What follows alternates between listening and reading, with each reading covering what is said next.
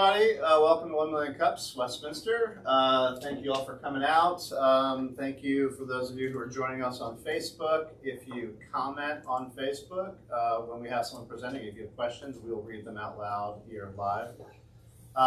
We are, as always, sponsored by Jeannie Bird Baking Company next door. So we have baked goods and treats in the back that you're all welcome to, except for those of you on Facebook, you don't get any.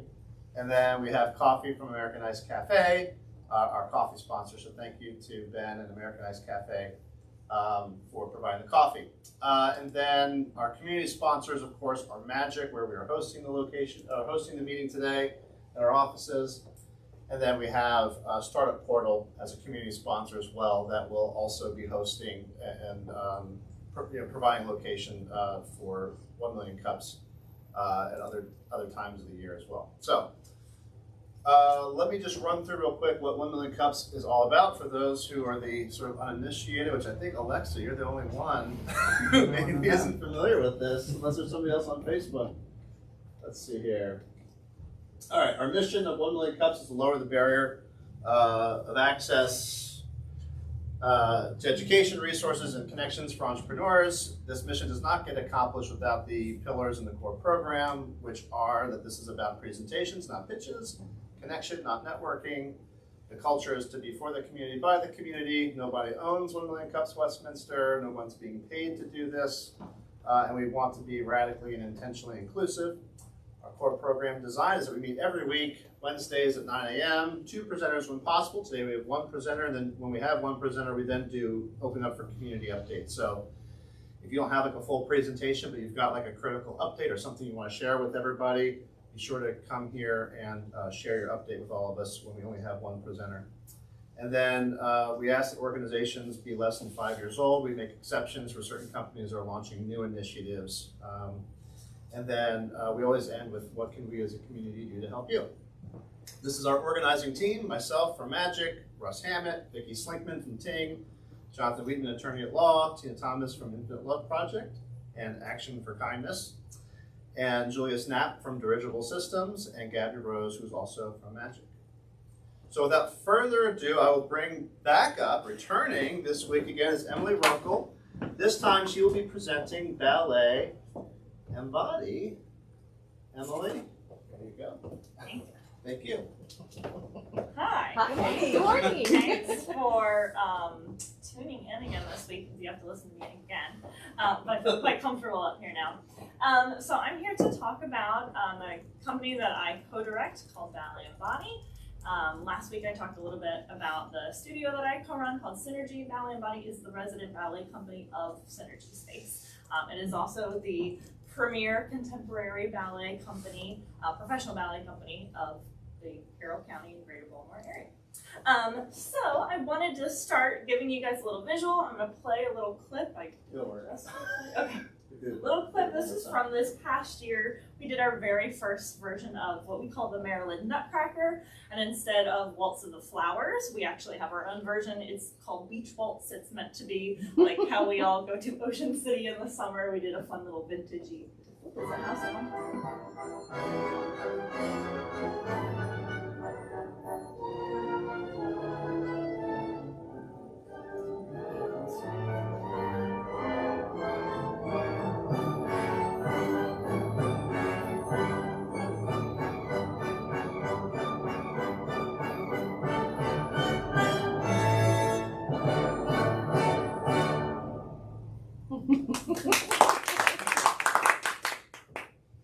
So, Ballet Embody is Maryland's premier contemporary ballet company located in Carroll County. It was co-founded in 2019 by myself, Emily Runkle, and my partner Melissa Lindenberg, and we produce original classical and contemporary works. This is Melissa. She is the managing director, and I am the artistic director. I kind of joke that she's the left brain and I'm the right brain. She takes care of things like payroll, scheduling. She does a lot of our social media marketing as well. She does all things logistical and sensible, and I mainly choreograph and then also direct what the season looks like as far as what we perform. And then between us, we split up basically every other task. We do have some volunteers, but she and I primarily run it.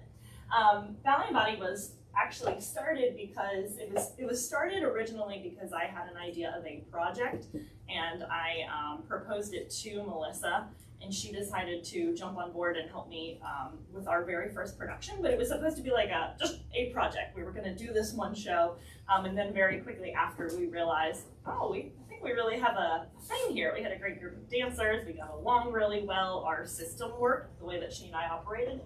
And it very quickly then became, I think we need to be an actual company. So we went from being project-based to a part-time ballet company. Our mission, Ballet Embody, is an example of how art can embody a collaborative experience between artist, admin, and audience. We cultivate a workspace that elevates and challenges our dancers in a way that prioritizes their mental, physical, and artistic health and development. And we create classical, contemporary, and innovative ballets that inspire audiences to further explore and experience the art form. So our little motto is embody, cultivate, and inspire. We'll talk about a little bit about that later. This is a picture of our company. This past season, we were able to employ 3 professional gentlemen and 7 professional ladies. Our dancers come from between the greater Baltimore area and DC. We kind of come from all over. We rehearse on the weekends. All of these dancers have professionally danced in other companies as well. Some have part-time jobs. Some are extremely busy with other jobs. They work for Google. They just happen to be fantastically trained ballet dancers. And some are actual full-time ballet dancers or freelance dancers. We also have a student company, which are some of the kids. You do not have to go to our school to be in the student company, but you do have to audition. This is for students 11 and up. It requires a solid foundation of ballet, and our student company is able to occasionally perform in pieces with us, but they definitely perform alongside of us, and they're a huge addition to just rather than just doing professional work, we definitely have an involved student company. We also have an affiliate school, which is Ballet Embody Academy, which I direct over at Synergy Space. The company is a for-profit company, but we have a fiscal sponsorship through Fractured Atlas. A lot of dance companies use Fractured Atlas because it kind of gives us a little bit of benefits as far as some of the ways we're able to bring dance to the community. We are also, like I said, we're the resident company of Synergy Space, and we've just joined the Chamber of Commerce here in Carroll County. We're presenting just a little bit of like a community demo in September at the library in the morning for kids, and this year you'll definitely see us around. We've been trying to get quite involved over the last 6 months to a year to make this area a little bit more home. We would eventually, like, our goal is for you guys to kind of think if every town has their own, say, basketball team, Major League Baseball team, minor league baseball team, you have that little group that you feel like, oh, this is ours. So we want you guys to feel like, oh, this is our ballet company. Our very first performance, the way this whole thing got kicked off, was our first full-length ballet called An Evening with Edgar Allan Poe. We took 4 Edgar Allan Poe stories, which are actually perfect for the medium of dance, and we turned them into short story ballets. This past year, in 2021, we premiered our version of the Nutcracker. It's called the Maryland Nutcracker. We are expanding on that again this year, just adding a little bit more to it. And this was sort of probably the our first official big to-do.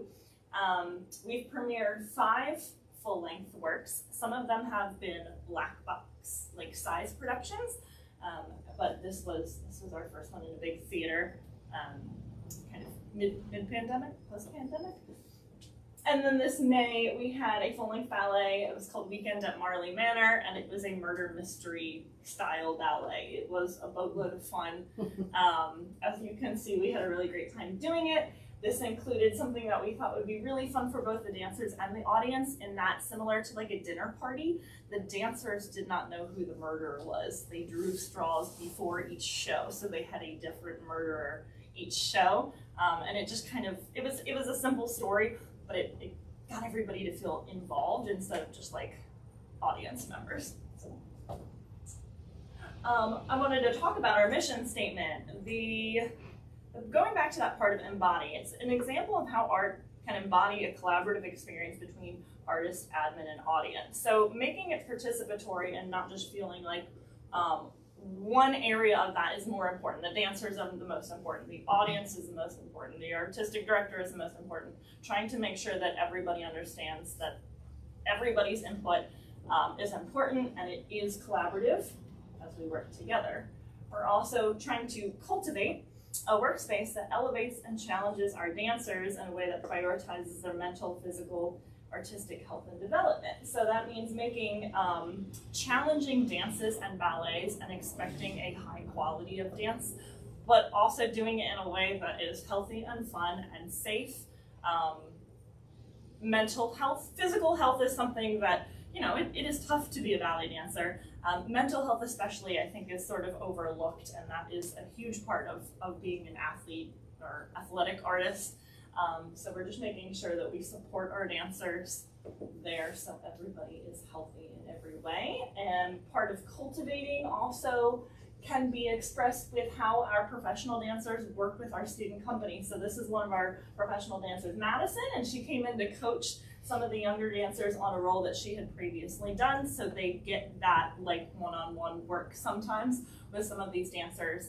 There is still a hierarchy, just like there is in classical ballet, but our professional dancers we pick them because they are wonderful people and they're just great mentors for these younger dancers. What's the last point? Inspiring audiences. So we create classical, contemporary, and innovative ballets that inspire audiences to further explore and experience the art form. We want to get people who maybe don't know if they like ballet in our doors to see our productions, which is one of the reasons why we like to do things that are original. So we're not just offering Sleeping Beauty and Swan Lake. Not that there's anything wrong with those, I love them, but things like Edgar Allan Poe that might be special to people that have grown up in this area. Things like a murder mystery ballet. I've never heard of that before, and we're just trying to make it be accessible for everybody so that Joe Schmo off the street might be interested in our next production. We want to hear from the Carroll County community, and we'd love to see you at our next shows. We have space for playbill ads for small businesses. That's a great way to advertise. We also we're trying to reach out to people to become monthly donors. That is a huge part of what keeps these companies running through sort of our off season. And they are tax deductible donations because they go through a fracture list. We also are happy to let people in if they'd like to come watch a rehearsal. So reporters or anyone that just kind of wants to come see, you are welcome to come in and see what we do, and we'll give you a little preview. I think that's it. Oh, that's just a cool picture. Yeah, I think that's all I have. And then I can just answer questions. Thank you, Emily. You're welcome. Does anybody want to get us started on questions? No, I just have a comment. I'm glad to see the whole original contemporary type shows because I think that does engage the audience better and makes the audience feel part of the production. Mm-hmm. So I applaud you for that because that's a lot of work. I felt like it's like, oh my gosh, not only do we have to choreograph, we have to write a plot, which was a ton of fun. And again, part of the collaboration, because I had the main through line of the plot, but our dancers they know that they have the freedom to take those characters that I give them and then develop them. And how does the murder mystery work? The audience doesn't know who the murderer is, but the audience has to guess who it is, or is that part of it? the audience. We had like a raffle so that making the guests could be more fun for everybody. And we, the audience doesn't know, the dancers don't know. I proposed this idea to the dancers. So our shows were in May, and in about January, when we started to really focus on putting this show together, I came to them with an idea and I said, okay, this sounds crazy, but what if we all don't know who the murderer is? And I structured the ballet so that everybody is kind of suspicious and everybody has a little motive. We had this prologue that introduced each character. And then much like if you go to a dinner party, you can kind of draw straws, and no matter way it goes, it makes sense because everybody has a motive. And then towards the end of the ballet, everybody, all the professional dancers, male and female, learned the exact same solo. We called it the It Was Me solo, where they step forward as the murderer. And they all did this dance that was specific to their own strengths and style of dancing. And then we kind of did you want to know how we did it? We then did a little rewind moment where we sort of rewound the music and everybody backed up, and we started the beginning party scene where the murderer dropped dead. We flipped it around so that the audience could see from the back who the murderer is. I feel like I'm giving away all this. No. So I want to see this. So when are you going to redo it? That's something that, as soon as we did it, everybody was like, can we just perform this for the rest of our lives?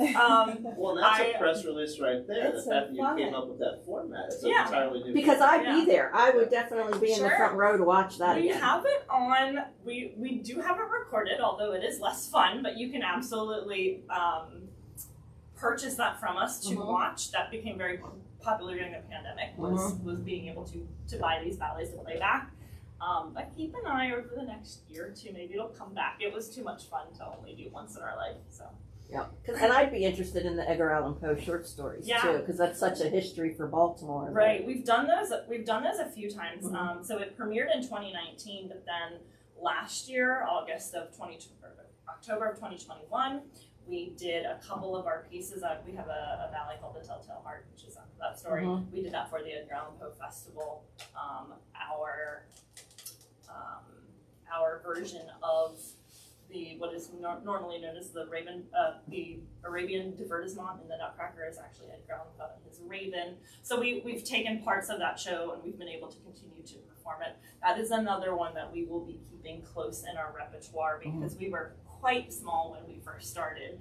And while I think we realized, we think people are going to be sick of them, but I don't think so because we're just gaining a lot of momentum over this year. So maybe we will bring them back. Our show for the spring is A Midsummer Night's Dream. We're taking that story and we're sort of ballet embodying, stylizing it.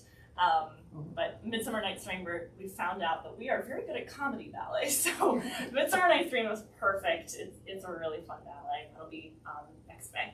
Is there a copywriting equivalent to ballet dances as there would be for a play? Like, can you copyright your murder mystery format?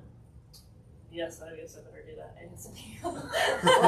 I would, because then that could be a revenue stream for other ballet companies that want to license it from you. Yeah. Cool, Melissa, if you're listening. I'm curious, you said that you're currently housed home at Synergy. Where is that? Sure, that is here in Westminster. It's located within the Gym Westminster. I was presenting it last week, and it is it's a cooperative dance community. So it's a bit more than a studio, but it's a space and resource for dancers, artists, dance companies, to be able to come in and use and collaborate with us, work within us. And then Synergy also runs its own dance programs as well. So your typical jazz, ballet, and modern kind of classes for students ages, we're expanding to ages 8 and up this year. Okay, and physically, where is it located? Inside the Gym Westminster, which is around the backside of the Westminster Mall. Oh, so yeah, sure. We're expanding. We have our own space there, and we're expanding to bring in a second studio. Last week we were talking a little bit about it and what our future plans for Synergy are in a few years, as we anticipate we're going to need our own brick and mortar space just for Synergy. The stages that you perform at, are those also in Westminster, or those? Yeah, this is Carroll Community College. I have had students do recitals there for years and years, and I know that space, and we know those that tech crew. They're wonderful. It's also a great size for us. It seats 400 people, so it's a theater that can have all you want, but is not too big for us, because there's nothing worse than like performing in a really big theater and then not filling up that space. So right now it is just the absolute perfect size for us.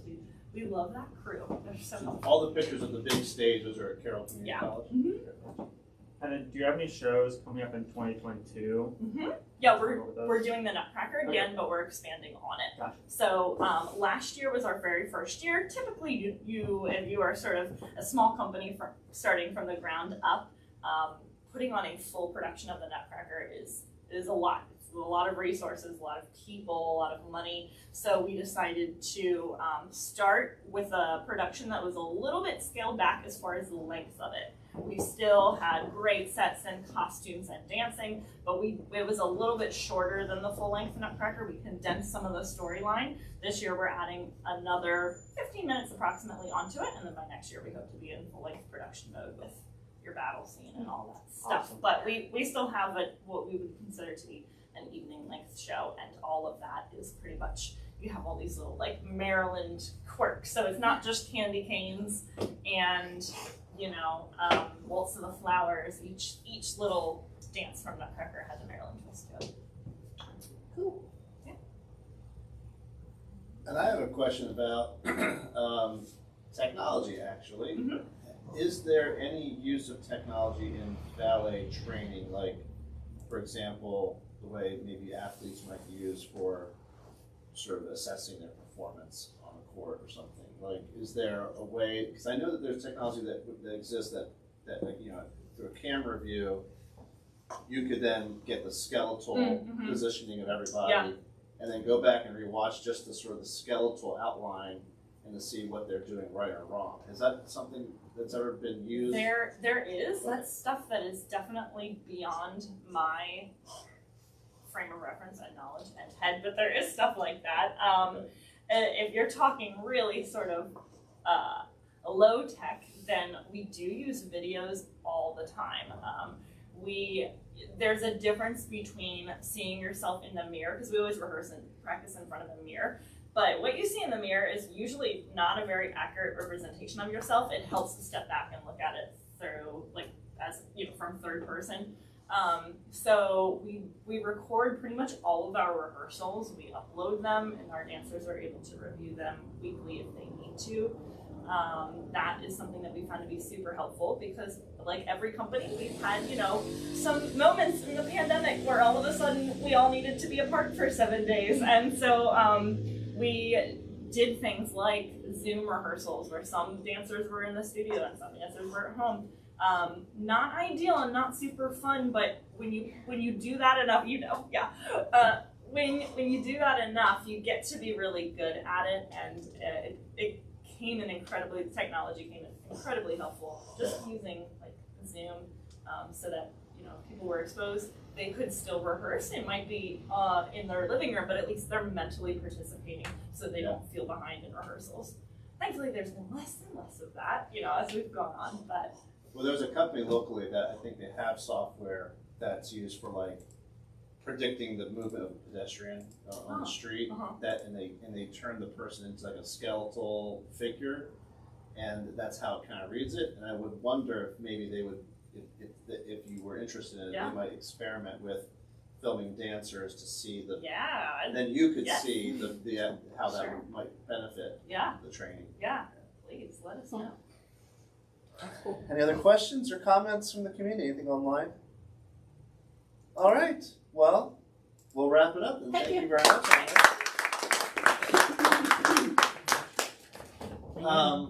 I'm excited now that I know you're I actually got bigger. great photos of that thing.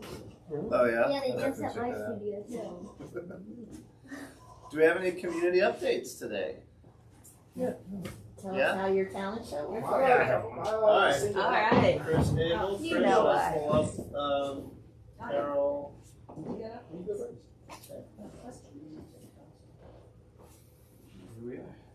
So first I want to say that ballet dancers are definitely athletes.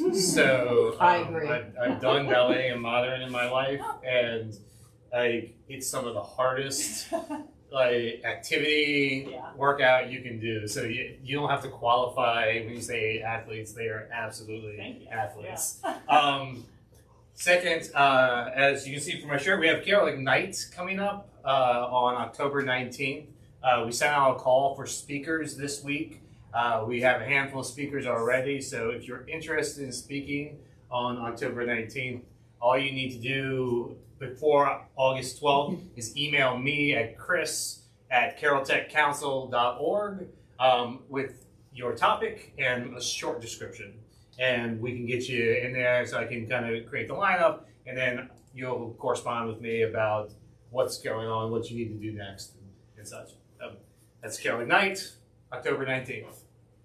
Thank you. Any questions for Chris? No questions. All right. I'd love to have a ballet, someone from your company talk. Sure, talk about what? Ballet. Whatever you want. We can certainly talk out offline about like a Okay, yeah. I can do it. Tina, do you have an update? Yes. Okay. Thank you. Which website should I pull up? I guess actionforkindness.org.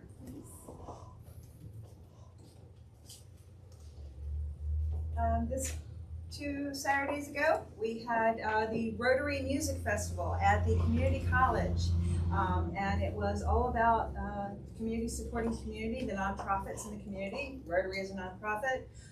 Action for Kindness is a nonprofit. Find Your Purpose, nonprofit. Billy Live was huge and instrumental in the music part of the Rotary Music Festival, so I want to thank him immensely.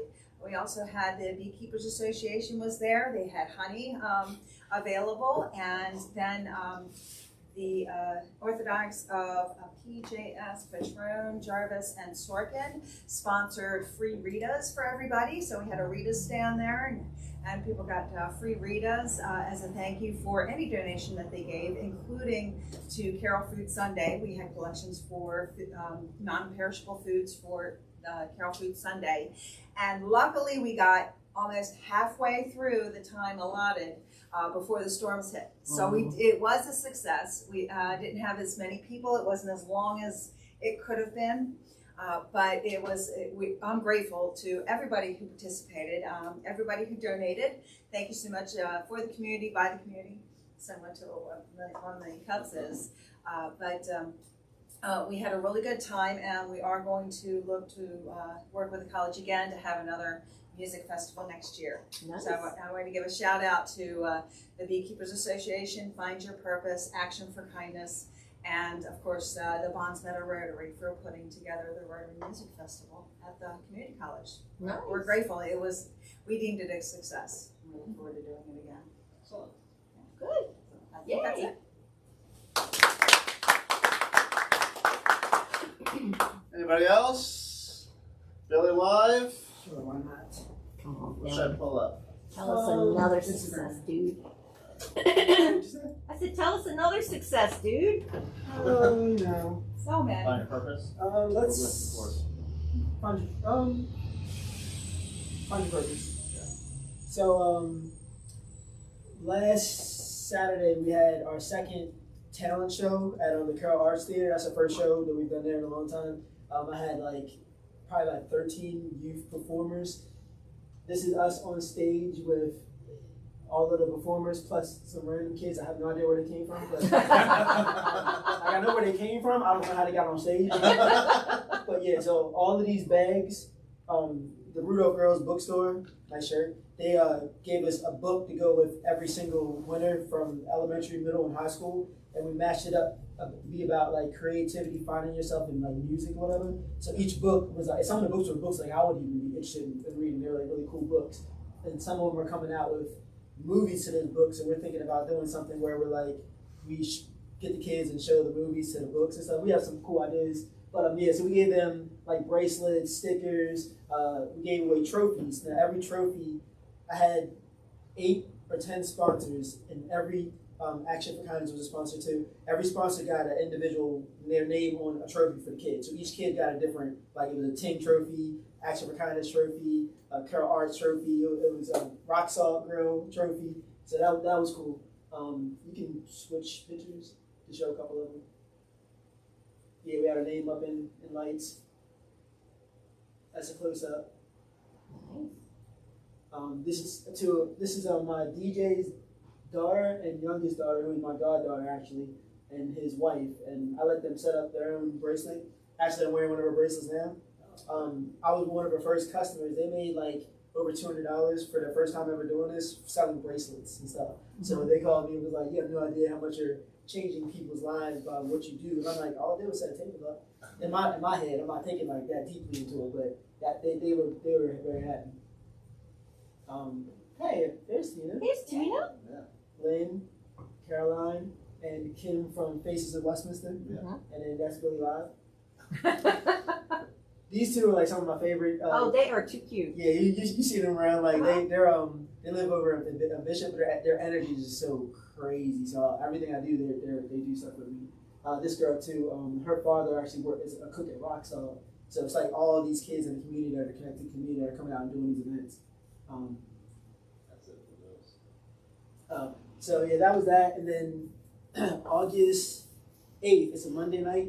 We are doing, we rented out the entire Magic Elms Skate Club in Hanover.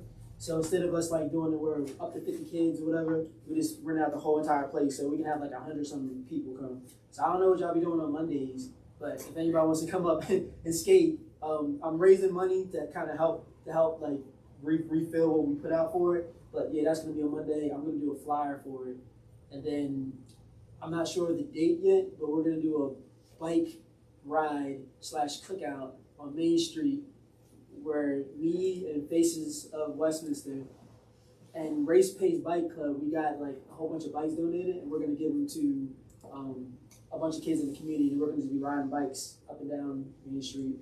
Then we're gonna do a cookout at City Park. So I'm probably gonna work on that today, but once I get that situated, I will let everybody know. Any questions? Shazam. All right, thank you.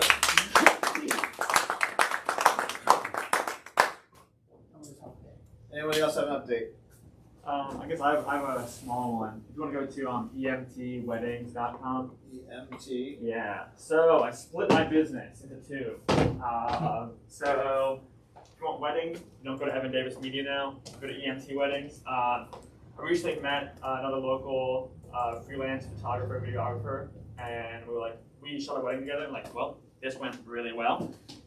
So we started EMT Weddings. Well, she runs the photography side, I run the video side. So you come to us and get basically everything all at one place. The website's not fully built out yet. We only have one example of photography, and then the video page has a couple examples. But yeah, so business is for Evan Davis Media, wedding, EMT Weddings. Nice. Congratulations. Nice example. We take ourselves out of the daily routines of life to come here and see the couple that stands Do you before edit these as well? Yeah, I do. I always do All that. of it. Now they're ready to spend the rest of their lives together as husband and wife. From our first date, I knew that we were intended to be something special. You laughing at my terrible jokes continues to be the highlight. No, that was in Camp Hill, PA. You have become my best A little bit of a drive. supporter, and the one that I talk to at the end of a long. All right, well, thank you. That's great news. Anybody else have an update? Ed does. Ed, do you have an update? We're planning an event. Dad, forget about that. I didn't forget it. Trust me. What What should I go online to? that you can show? Is it a Facebook page or Yeah, there's a Facebook picture. where should I go on Facebook? You go to mine, you go to pages, or it's just having several of them too. There's Shake one too. You're shaking one right there. So for Because it's on his 2, feed. at the number 2. Yeah. What am I looking for? Is it a group or an event? Event. Oh, I'm sorry. That's it? Yes, sir. Oh, okay. So we're live in, right? Yes. L-I-V-I-N.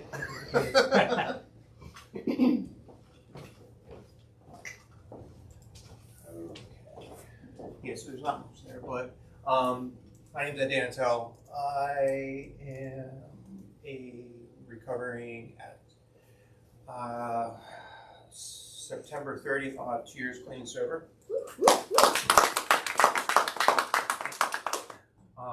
This year we are doing Sober Living 2. We did it last year, first time, and the purpose of it is to raise awareness and raise funds for the Hall Foundation.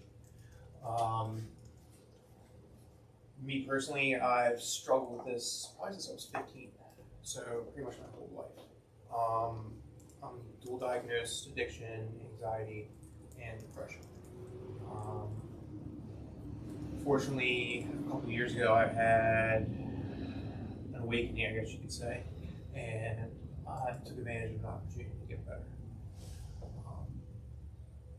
Part of the reason for doing this is to hopefully put that idea out there and make it more comfortable to talk about. A lot of people, when they hear addiction, drugs, alcohol, or problem, they're like, they want to back off, or they don't believe that it's real. They don't believe that anxiety and depression can take over you. They don't believe that addiction can control your life. It can, and it's really scary. So making it more comfortable to talk about and to actually raise funds for a local organization to help them continue the work that they're doing. I'm sure you've heard of the Hawthorne organization. They have a sober living home out in Eldersburg, and a real important part of your recovery is your aftercare. Having a place, a sober living facility to live in to help you with structure, help you to transition back into the real world is really important, because we as addicts, the only thing we know how to do is to go back to what we're used to doing, go back to using drinking. And so having that safe environment kind of helps you transition back into the real world. The event will be September 3rd up at Coppermine Cascade Park. We'll have swimming, we'll have adventures and fun there with Balloonars, Face Painter. We will have reptile invasion there with a bunch of cool reptiles. We will have the Go Charters playing live music, doing a lot of covers of rock and such. Who else we got? Outlaw Barbecue will be providing food. Bellisimo's down the street will be helping us out with pizzas. The bus stop will be there with ice cream. And we have Gooseridge Soaps, Heartstrings, and Be Kind Signs will be there also as vendors to showcase their products. And what else we got? That's it right now. There's a couple other things in the works, but I wanted to make it a family-friendly event. Unfortunately, when someone suffers from addiction, a lot of times, most of the times, the family takes a big brunt of it also. And so I wanted to make it family-oriented and show that you can be in recovery, enjoy, have a good life, and be a part of your family, and they can see that you can get through it. Yeah, I think that's all I got. And that's an all-day event? I can't see it. So it's going to be from 1 to 4, I believe. Mm-hmm. Tickets are sold through Facebook or through eventbrite.com. Both links are on there. All the ticket sales go straight to the Hall of the Foundation. I'm currently still working on raising funds to cover the cost of the event. And that's just so all the ticket sales go right to Hall, and we don't take from that. Yeah, I think that's it. Oh, good. Any questions, Fred? Yep. All right. All right. And I know Matt Magic has an update because we have our Good Game on Main event, which is the poster in the window over there, coming up this Friday.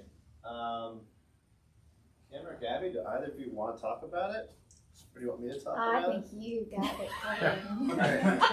covered. So, Good Game, of course, if you haven't heard, we have this now annual event called the Good Game Fest. This year, it happened last year in September at Town Mall. This year it will happen November 4th, 5th, and 6th at Best Western Hotel and Conference Center here in town.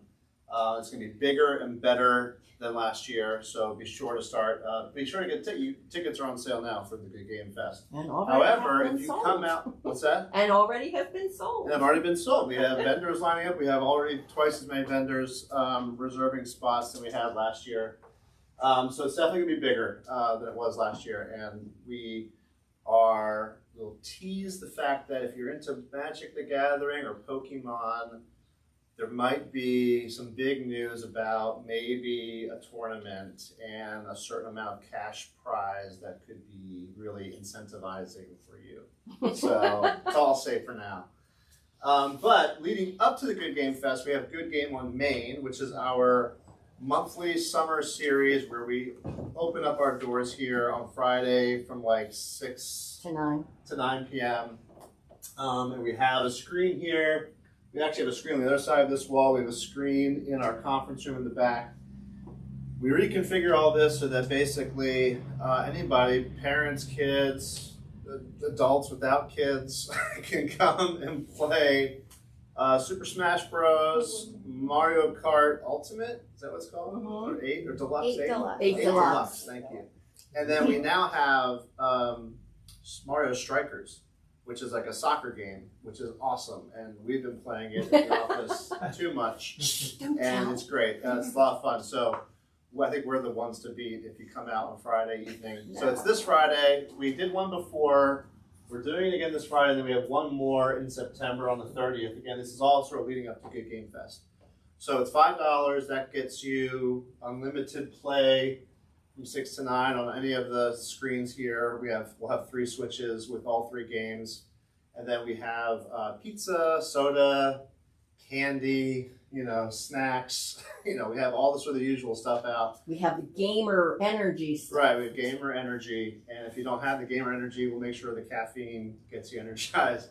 And then for the first one, at least, we had the punch cards. Are we doing anything for people who attend the last 2? Yes, if they come to at least 3 of the 4 we had scheduled and Right. show their punch cards, then at the end they will receive a free Good Game Festival Free ticket. admission to the main Good Game Festival. Yes. It's a 3-day It's a 3-day pass. VIP yes. pass. Yeah.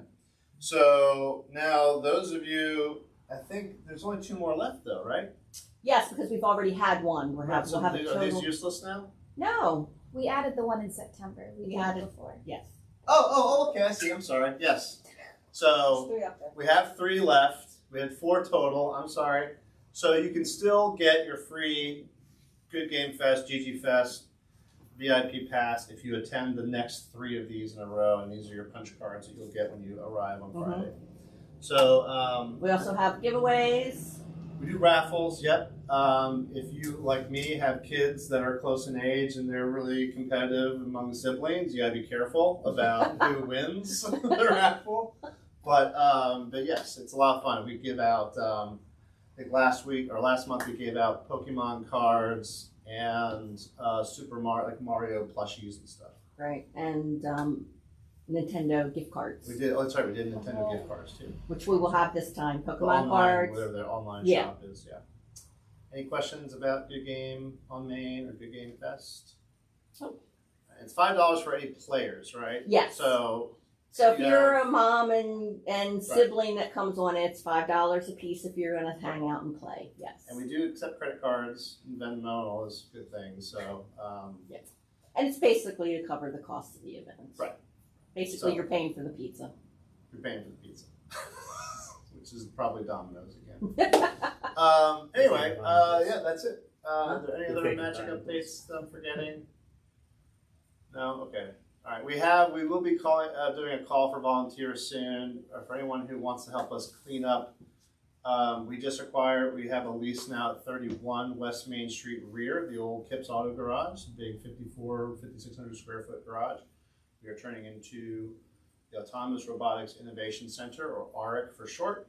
So we have some great ideas for what we're going to put in there, and over the next couple of months, we'll be doing a lot to clean it and get it suitable for some programming in the fall. So, yes, Tina. And so for Good Game on Main, Yep. July 29th, August 26th, and September 30th are the lead up to Good Game Fest. Good Game When Fest, is Good Game Fest? which is November 4th, 5th, and 6th. At ggfest.org? Yes. Oh, yeah, actually, yes. That's a whole other website. In fact, I don't think it occurred to us to put Good Game on Main on the GG Fest website. No, we didn't. But anyway, yeah, so Good Game Fest has its own website. This is where you buy tickets and everything. It's got its own countdown. So we're 100 days out from GG Fest. Thank you very much. There's no more updates. Tina, do you want to come up and close us out? Sure.